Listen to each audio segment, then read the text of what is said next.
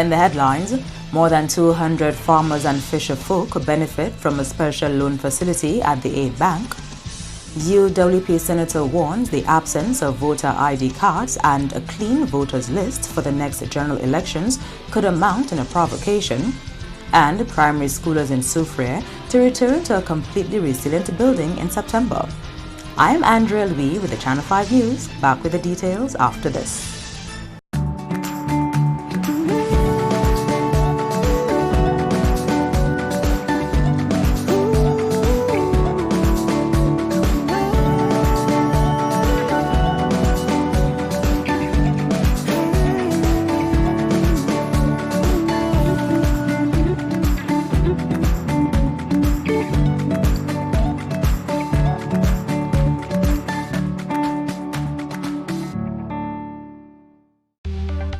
Here are some tips to reduce mosquito presence in and around your home. Keep water storage containers properly covered. Remove containers that can collect water from your surroundings. Keep garbage bins tightly covered.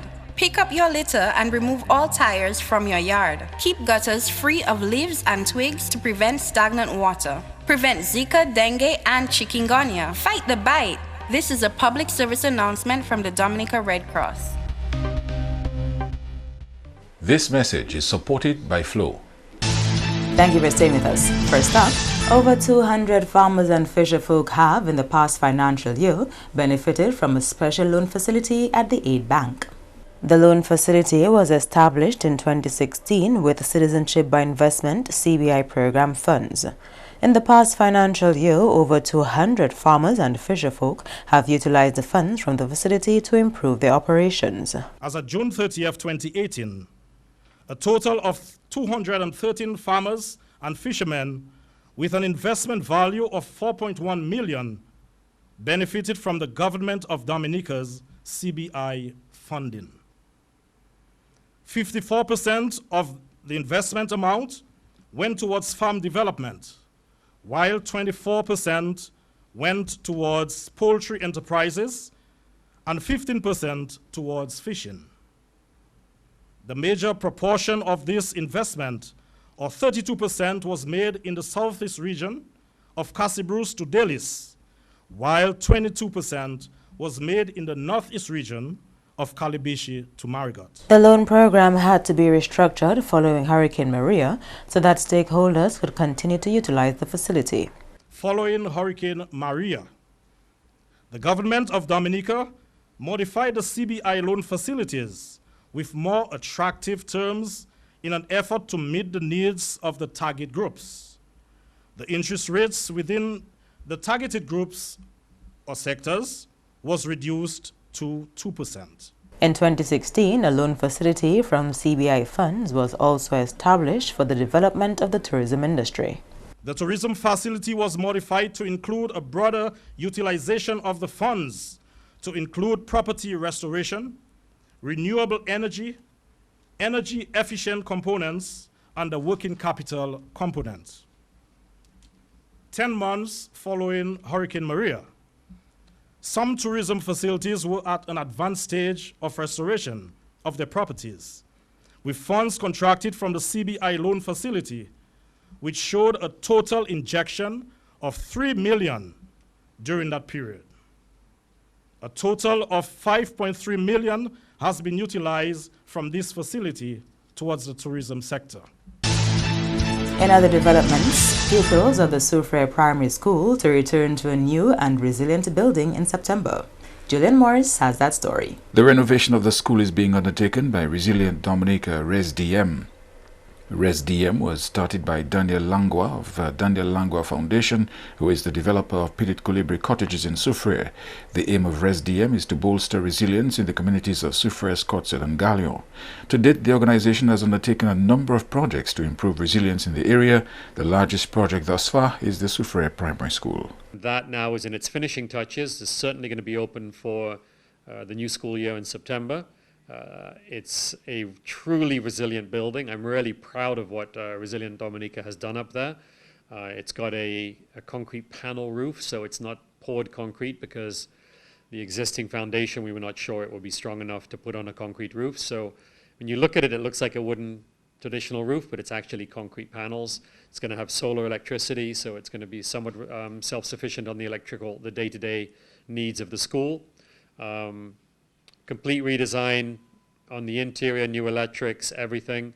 And we're really proud of what we've done with the Superior Primary School. I think people are going to see it as one of the best school buildings on the island. Another of the projects being spearheaded by ResDM is the construction of another jetty to help with emergency evacuation of people and goods in time of disaster. We're in the planning stage of a new jetty for Scott's Head, because one of the things we saw after Maria was the need for emergency evacuation, the need for jetties to get people in and out of this community. We cannot rely on our road because our road collapses. After Erica now, we have at least 15 landslides between here and Champaign alone. So we need to get in and out by water. So fortunately for Soufriere, there's a large jetty being built here by CAT's GIZ program under the European funding program. So we're going to do one down in Scott's Head. We're in the designing phase of that right now. A solar panel project is also on the cards so that the communities can have a backup power system. We are also doing a solar project where we're going to be solarizing houses within the community, with the understanding that those solar units are going to be for sharing after disasters. So we also know that, like our roads, our electricity comes over the mountains. No fault by Domlec, but they're very unstable roads, very unstable areas where you're going to lose your electrical supply from the grid. So we need to have resiliency. And what ResDM is really looking at is, how do we never wake up like we did the day after Maria, where we needed everything, where we had no electricity, we had no water, we had no food, we had no school, we had none of this. So that's kind of the goal of ResDM, is how do we empower the community to be more resilient. On the political scene, UWP Senator Isaac Baptist has reiterated his party's position that the sanitizing of the electors list and introduction of voter ID cards are a must for the next general elections. Speaking at a panel discussion this week, Baptist said the absence of these measures would be a provocation to the people of Dominica. I'm happy, Mr. Attorney General, that you recognize there are different jurisdictions issuing different ID cards or form of ID for voting. What the law that is being proposed is asking is that we have a perfect system. We do not necessarily, it is gradual. At this point in time, let us agree. Let the Attorney General, let the various parties agree. We cannot get to an understanding and an agreement as to what we are proposing under the existing legislation, but we can agree that a voter ID card, a suitable voter ID card, can be issued for this coming elections. So therefore, there is absolutely no reason why there should not be the issuance of voter ID cards and cleansing of the voters list before the next general election. Baptist also expressed disappointment that the chairman of the Electoral Commission did not attend this week's panel discussion on electoral reform. It is further disappointing when we recall the statement made by the chairman of the Electoral Commission.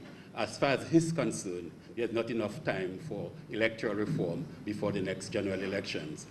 So we have to ask ourselves to what extent the chairman of the Electoral Commission is facilitating and prepared to facilitate electoral reform. This is why I believe that we should demand the resignation of the chairman of the Electoral Commission. With respect to the trust, yes, Mr. Attorney General, it's a very serious issue. It's a serious issue when we see registering officers and we are discovering that on the electors list, there are persons being registered who have never visited Dominica. We know of a fact it is happening. We have objected to the Electoral Commission and before them. We have on the electors list where persons' names are there, and when you identify the address, they're empty lots or vacant or dilapidated buildings. These names are being objected to as well with the Electoral Commission. Let me state, Mr. Chairman, Mr. Attorney General, I would urge, as you've been a public servant, an Attorney General and the Chief Legal Advisor to the government, I would strongly urge that you consult with the Chief Elections Officer with a view to punish and prosecute those assistant registering officers who are involved in doing such illegal acts. It is a very, very serious issue.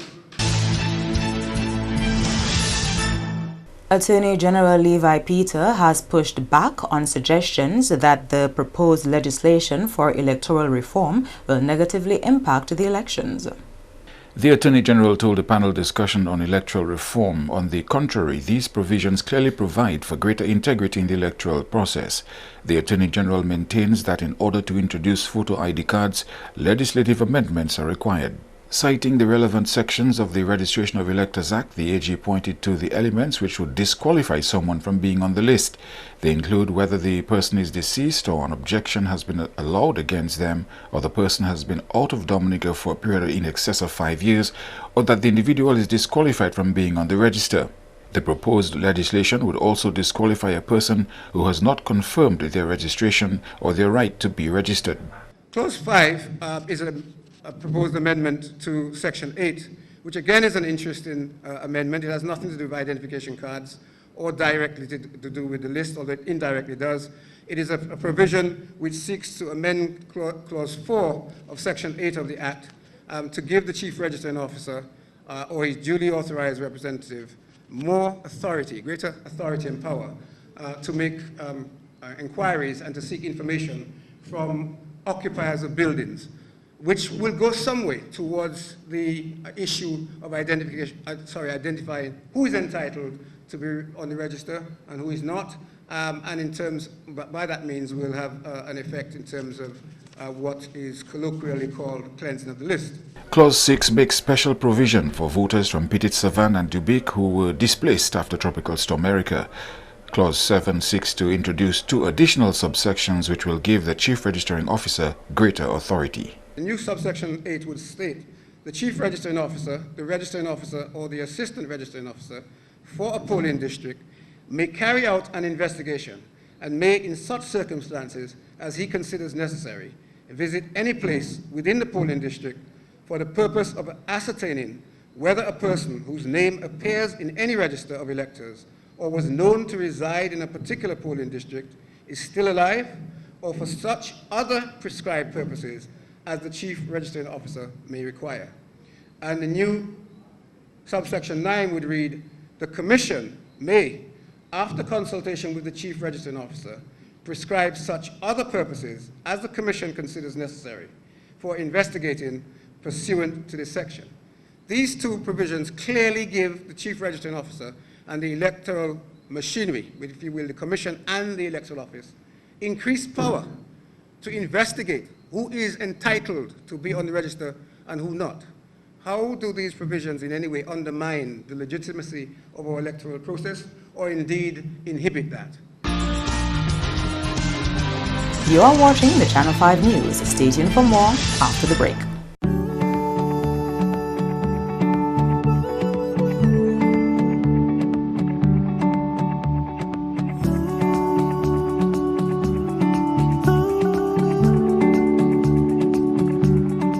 Persons with TB sneeze or cough, healthy persons nearby breathe in the droplets and the bacteria can lodge in their lungs. People with weakened immune systems such as HIV/AIDS, alcohol and drug users, smokers, children, and the elderly are most susceptible. Persons with a cough should take precautions when in contact with persons in public places. Cover your mouth when sneezing and coughing. Visit your doctor or health center. You must complete your treatment. TB can be cured even with HIV. Be responsible. Help stop the spread of TB and HIV. Protect yourself and others. Welcome back. A 7-member steering committee has been set up to chart the way forward for the first ever National Student Council. This is one of the outcomes of the Youth and Student Development Workshop held last month. The event was organized by the Commonwealth Students Association CSA Focal Point representative for Dominica, Jonathan Jones.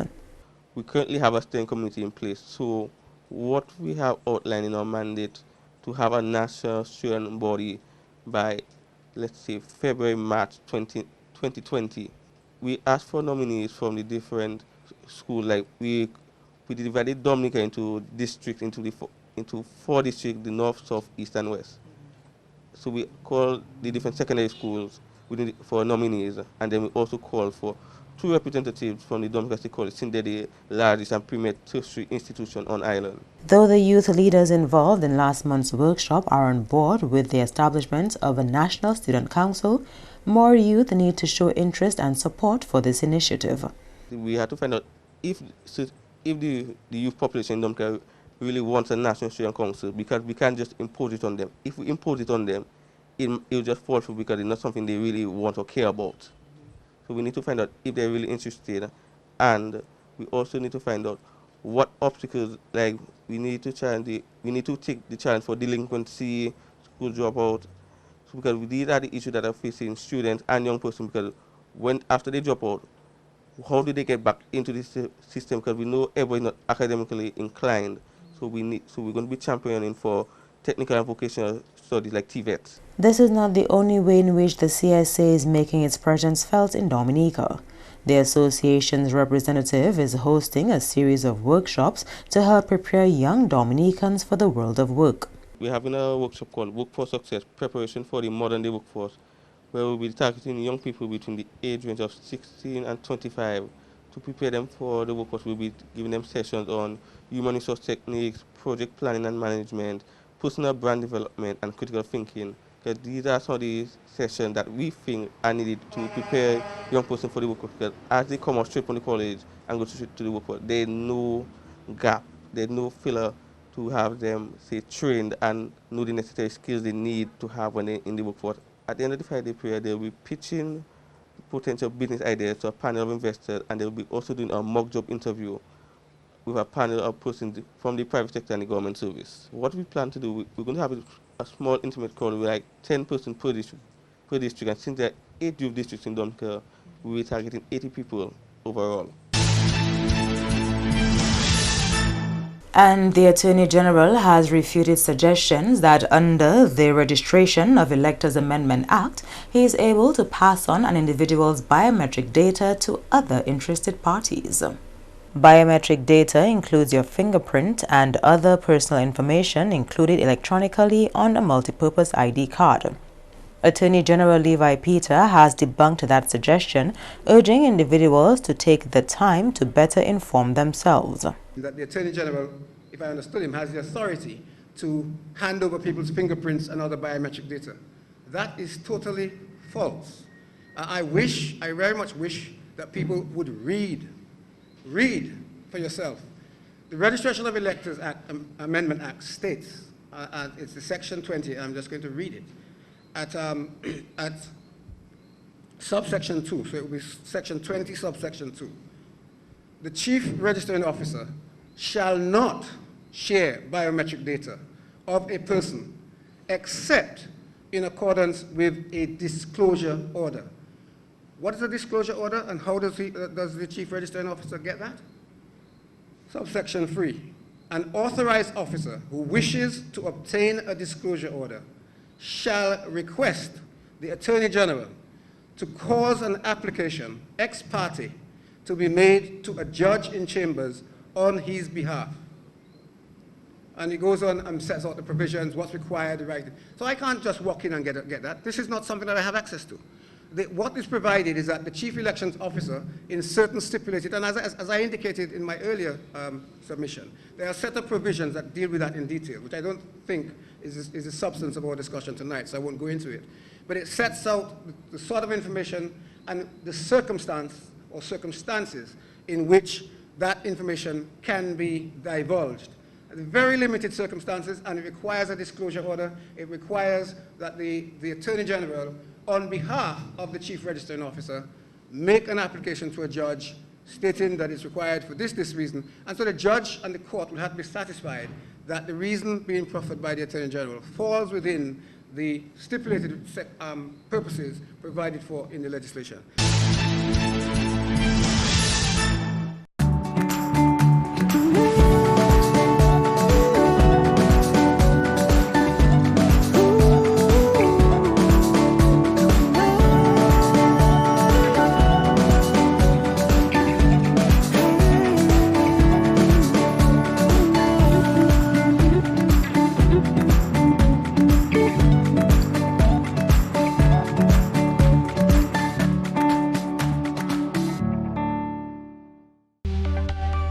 some tips to reduce mosquito presence in and around your home. Keep water storage containers properly covered. Remove containers that can collect water from your surroundings. Keep garbage bins tightly covered. Pick up your litter and remove all tires from your yard. Keep gutters free of leaves and twigs to prevent stagnant water. Prevent Zika, dengue, and chikungunya. Fight the bite. This is a public service announcement from the Dominica Red Cross. This message is supported by Flow. To end the news, the headlines again. More than 200 farmers and fisher folk benefit from a special loan facility at the Aid Bank. UWP Senator warns the absence of voter ID cards and a clean voters list could result in a provocation. And primary schoolers in Soufriere to return to a completely resilient building in September. Feel free to contact us at news@marpin2k4.com. You can also access our past newscasts on our YouTube channel. On behalf of the entire production team, I'm Andrea Louis, and to all of our viewers around the world, thank you so much for watching. Join us tomorrow.